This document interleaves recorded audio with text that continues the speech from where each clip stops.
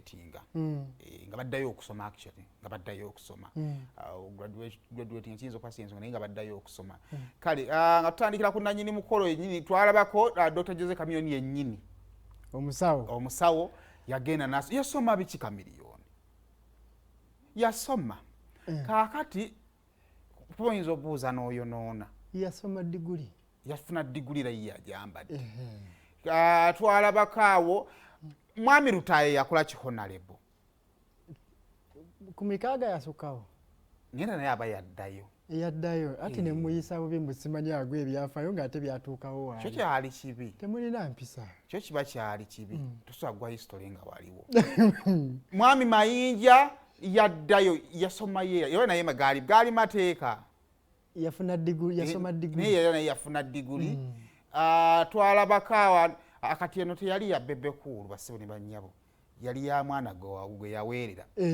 balako into the sources zengezaako okufuna yaddayo uyo historian kabejja abasoma bonna nnoga beesitula agenza okusoma naye alina otawaanya omusomi naye yaddayo n'akolaki bonna ne basoma babadde bangi nnyo by the way akuba nti olumu ekintu bwe kijja off head oyinza okubabulwa abajja either oli azzeeyo n'amaliriza university oba azzeeyo n'agattako Walukagga meya Mathias Walukagga yaddayo n'asoma simanyi naye yaddayo n'asoma era ennaku zino Walukagga kimu bibiri agattamu ekigambo ky'Oluzungu ennaku zino bayimbi bangi oba ne Kenza asoma Kenza okimanyi naye ennaku zaagenda nnyo Oluzungu this and that then what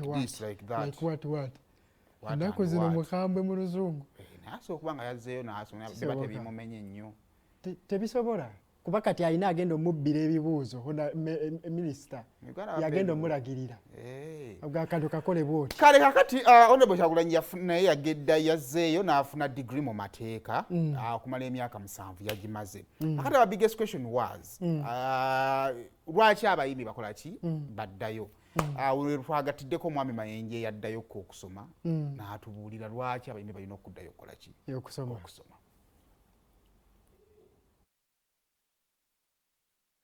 The following students who have satisfied the requirements for the conferment of the degree of Bachelor of Laws of Cavendish University, Uganda.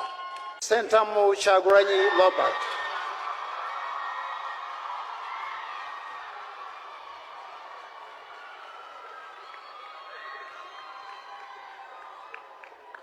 By virtue of the authority entrusted to me, I confer upon all those persons whose names have been read the degree of Bachelor of Laws of Cavendish University, Uganda.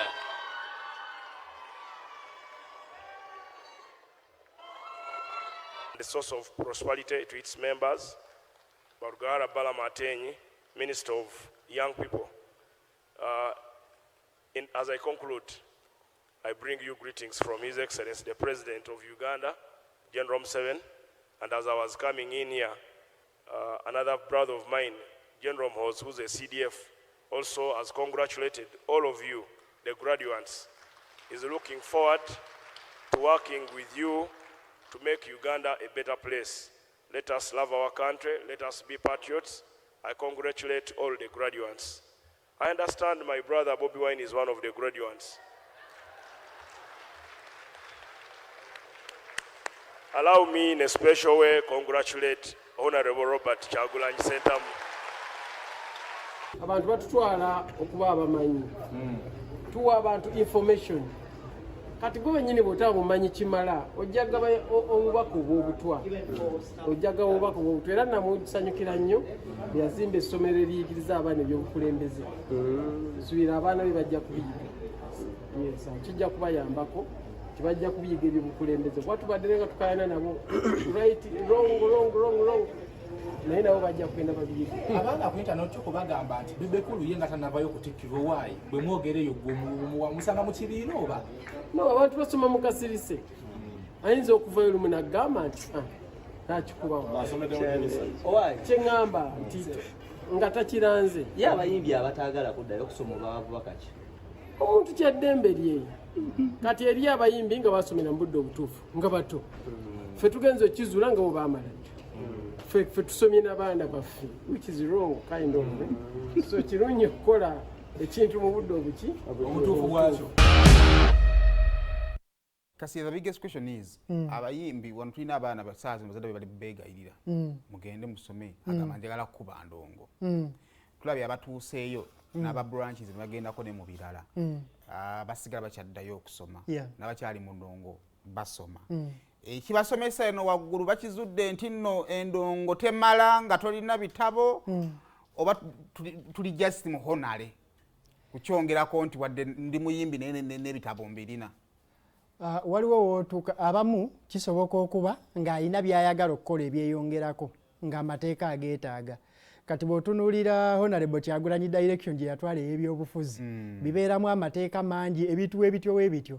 Kati ekinyuma nnyo kuba nti ba Louis Rubongo bwe batuuka ku butaamuzi z'amateeka gw'ogira bugizi bw'oti ofuuse Joshua onyenyabunyeenya mutwe. Kati ojja ne bw'oba togenze ku ero district nti ona practicinga naye wano mu kuyita process y'okusoma kirina basics zekikuwa n'oba nga toli nnyo out of the space.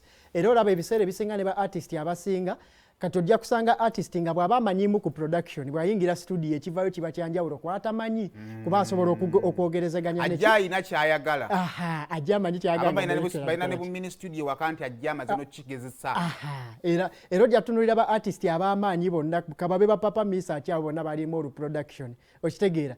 Kati Bobi waba agenze mu byabufuzi nga birimu amateeka mangi ate simala olwovulo n'akwata wano nawali tekisobola kubanga the biggest part of kyokola ate tokimanyi kubanga ebyobufuzi bisinga kutambulira nnyo ku ba lawmakers kyova olaba parliament yankizo nnyo ate ng'amateeka we gakola ki we gatandikiraawo. Kakitegeeza omuntu waba ogenda kuoverseeing ebintu ng'ebyo oba oteekeddwa okubanga olina knowledge ku kyo okitegeera. Abamu basalawo n'agenda mu ssomero akifunemu diguli abamu n'asalawo n'agenda n'abanga just ayize buyizi bya bulijjo. Ne kakati field mwali erimu olugezigezi lungi nti bw'obiyiga obuyizi eri akajja okuzala wanga kagamba nti oyo alina bitabo ki mu kunoonya akalwalo olina agamba nasoma nakino ebitabo bibeera nga ye gundi y'okunoonya akalulu. Waliwo ekiseera bwe balonderanga nga balonda mwana wa mwami wase kitaawo yani famire yo yekyo kitegeera.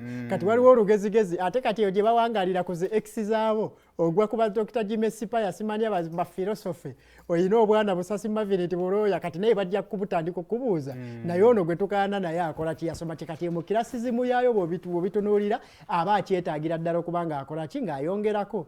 Kati then neebayo ange endala asobola okuba nga mu butuufu byakoze abikoze n'atuuka n'agaa kati kikyesta nayongerako okitegeera najja ne honora y'ebyokusoma naye abe ng'agikola ki ng'agisoma. Kati waliwo kye bayita maziro hierarchy of needs. Mu maziro hierarchy of needs etandikira ku basic needs. Omuntu atuuka nga ateekeddwa okunafuya basic needs mmere wakusula biki okitegeera. Bw'agenda ku level eddako eya security alina security y'omulimu sente z'anaalyawo ezinaava eziweerera abaana na biki. Kati waliwo omuntu watuuka ng'ali ku gye bayita self actualization ng'ebisinga abikoze tatyanoonya mmere ya leero omulimu agulina business azizimbye ezitandika kati ng'ayagala kukola ku ekyo ekitamusuubirwamu oba ekiri extreme ekisukkuluma ku byabadde sofa yakakola ki sofa byabadde yakakola okitegeera. Kati bw'otunuulira Bobiwine kaseera kano okusinziira ku waali ayinza okuba nga anaatera okutuuka mu level ya self actualization ng'alina kukola ku ebyo byatakolangako oba ebisukkulumira ddala ku bali mu industry mwakola ki mwabadde okitegeera. Kati ebintu ng'ebyo oba ojja kubanga obikola ki obisuubira. Omu ayinza okukola essomero, omu ayinza okukola kampani n'eba y'amaanyi nnyo, omu ayinza okusalawo n'agamba nti kati kantandika okwataakinga markets ennene byonna, omu ayinza okukola charity organization nga yeegenda omu actualizinga ebintu ebifaananako nga king'ebyo. Briefly oleba level ya kukola bikuwa ssanyu. Yes oba ku level yakola bikola ki bikuwa ssanyu nakwongera nti mu society bw'otuuka bagamba munnamateeka Kyagulanyi atuuse nga mu byonna obikoze ninga wanyagadde bakuyiteko munnamateeka. Okimanyi Saimeri y'abagagga abajja mu byobufuzi ng'awulira afa ayagala ekiseera kituukeko bagambe nti mmeeya John Senseko Kkulu nga kyafa nga tanoonyawo ne bakugamba nti omusajja nannyini makampani obwa LC5 bwesimba kuba basasula miliyoni 3 n'ogamba ayagala bo. ayagala atuuke ku kisaawe bagambe honorable nga yerevo mwatuuse nga byebikola ki byebimu exciting okitegeera kati nakyo kikola ki nakyo weekiri then n'ekyokunoonya okumanya tokibuusa maaso owadde okumanya osobola okunoonyeza eno ebbali ne waliwo okumu ng'abamu balina kunoonyeza muki mu bitabo kyekiriro nadi mayinja kyagambye nti oba senta yakuggyako byakubulirizibwa oba senta yakuggyako byakumanya kati bw'oba tomanyi kitegeeza generation gy'oyogereramu eri mu kusomesebwa omugigi omukyamu oba abantu abakyamu kubanga olinga omusomesa yes kubanga obanga musomesa kati bw'ogenda n'ofuna discipline eyo ne weeyongerako ne knowledge n'oba ng'ogiyina ng'osobola okunnyonnyola technicalities then n'obigatta n'obulamu obwa bulijjo nakyo kiba kikola ki nakyo kiba kigattako kitegeera tekitegeeza nti omuntu atasomye oba ye aba less important tekitegeeza nti omuntu atasazeewo okutwalayo direction oba aba less important osobola okukola ekirala eri abantu nga teyasoma nnyo naye nga atayina organization yeesinga okuweerera abaana abangi oli nga teyasoma nnyo naye nga ayina organization nga yeesinga okubanga okola activation byaki byambuto naye byonna bituuka